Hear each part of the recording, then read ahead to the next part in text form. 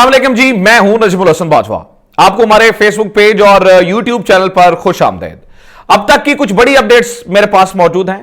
वज़ीर-ए-आज़म इमरान खान का खिताब कुछ ही देर के बाद नशर कर दिया जाएगा। जब मैं ये वीडियो रिकॉर्ड कर रहा हूं तो अभी तक ये खिताब नशर नहीं हुआ है। हो सकता है जब ये वीडियो हम पब्लिश करें तब इस खिताब को जो है वो नशर कर दिया गया हो। हालात इंतहाई जो है ना वो तेजी से बदल रहे हैं, बल्कि मैं ये कहूंगा कि पिछले कुछ टाइम में ये जो आज का दिन है 180 का दर्जा लेकर जो है वो बदल चुके हैं।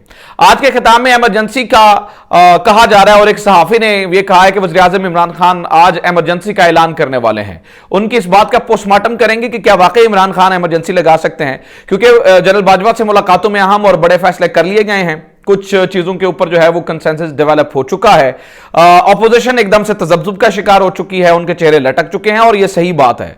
मैं ये नहीं कह रहा हूं कि इमरान खान जीत गए और ऑपोजिशन हार गई, लेकिन फिल वक्त अभी तक, क्योंकि हर लम्हे में सूरत हाल बदलती है, तो अभी तक जो है वो एकदम से जो है वो गेम से आउट हो चुके हैं। वो कैसे हुआ, क्या हुआ और एनआरओ की आवाज क्या है।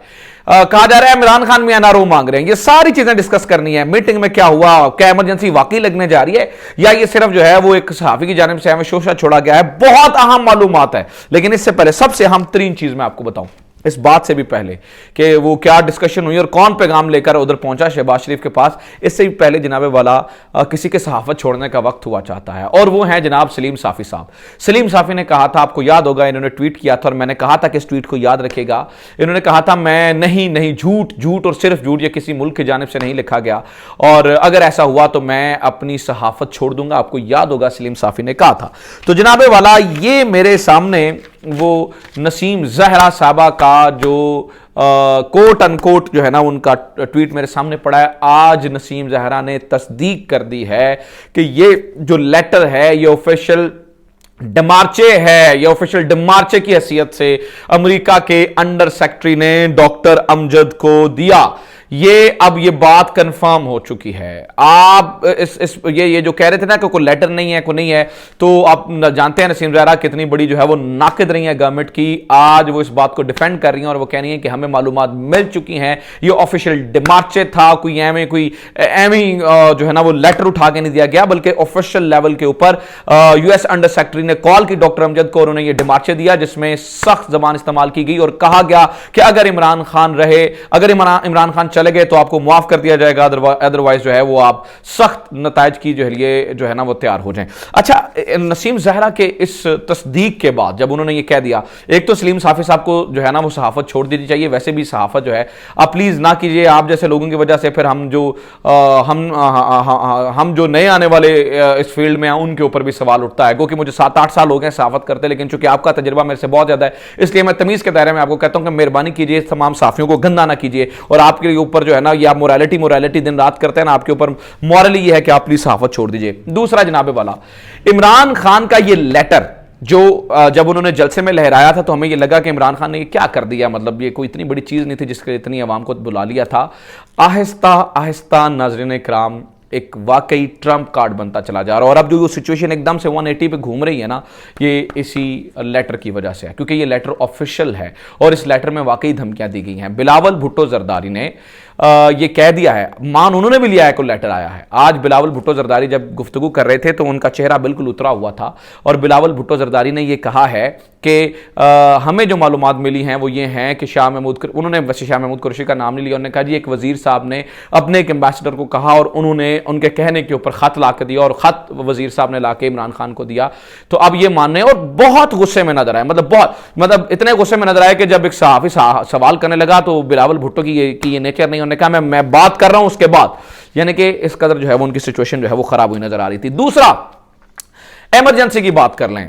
गरीदा फारूकी कह रही हैं इमरजेंसी लगाने जा रहे हैं, जबकि सैयद तलत हुसैन के भी कुछ इसी तरह के ख्यालात हैं, जबकि जो खबर घुमन है वो ये कह रहे हैं कि ऐसा कुछ नहीं हो रहा, हाँ सूरत हाल तब्दील हो रही है और एकदम से बदल रही है। वो क्यों?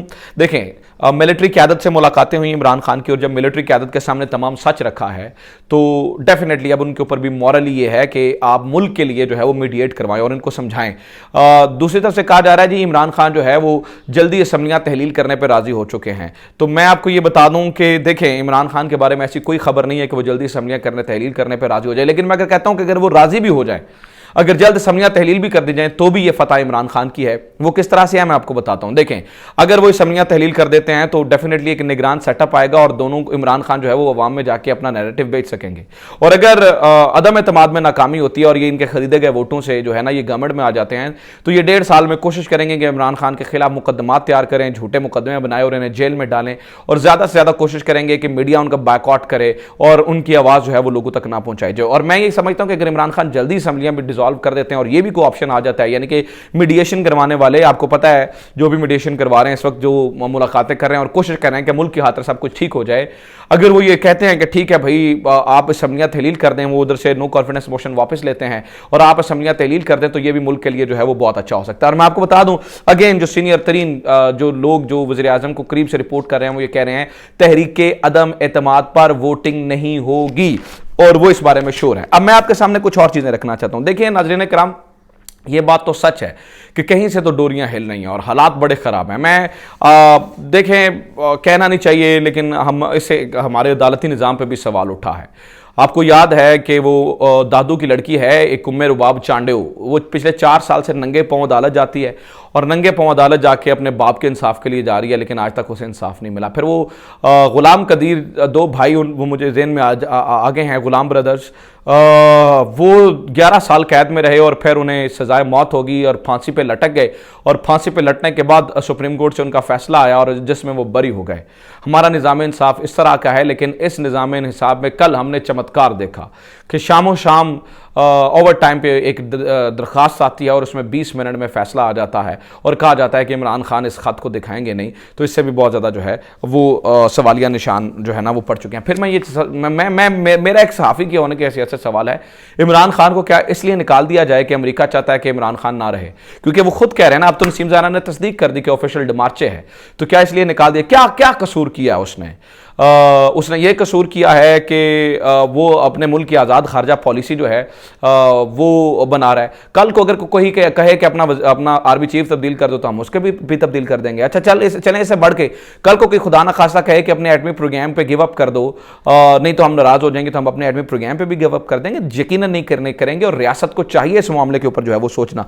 और फिर मैं इमरान खान का कसूर बताता हूं। ये देखिए साउथ एशिया इंडेक्स के ये फैक्ट्स एंड फिगर्स मेरे सामने पड़े हैं, जिसमें बताया जा रहा है कि पिछले 3 सालों में 5.5 बिलियन जॉब्स क्रिएट की गई हैं पर ईयर, और ये रिकॉर्ड है 1.8 मिलियन जॉब्स पर ईयर, और 9.2 मिलियन अगर इमरान खान 5 साल पूरे करता तो 9.2 मिलियन जॉब्स पर ईयर जो है वो क्रिएट हो जानी थी। तो क्या इमरान खान का कसूर सिर्फ ये है कि वो ये सिर्फ ये चाह रहा है कि मैं जो है ना वो 5 साल पूरे कर लूं और वो अपनी आज़ाद खारजा पॉलिसी बना रहा है? तो इसके ऊपर जो है वो मेरे ख्याल से इसी वजह से, इसी बात के ऊपर एक मॉरल प्रेशर और एक पब्लिक प्रेशर जो है ना वो इदारों पर भी हुआ है कि ये तो इसी तरह से चलता रहा तो फिर तो इस बात को बड़ी तकवीत मिलेगी कि अमेरिका जो चाहता है करवाता है और हमारे इदारे उसके सामने कुछ कर नहीं पाते हैं। मतलब देखिए हमारे इदारे खड़े रहते हैं, अल्हम्दुलिल्लाह देखें अफगानिस्तान में जो कुछ हुआ हमने अमेरिका के सामने खड़े रहे ना, तो अब इदारों के ऊपर भी एक मॉरली प्रेशर आ चुका है कि वो किस कदर जो है वो इनके सामने जो है वो खड़े रहते हैं। फिर मैं आपको बताऊं कि मूडीज की जानिब से भी ये कहा गया कि अगर इमरान खान गए तो जो इनकी रेटिंग है पाकिस्तान की वो नेगेटिव में हो जाएगी, मनफी में हो जाएगी। तो मेरा सवाल,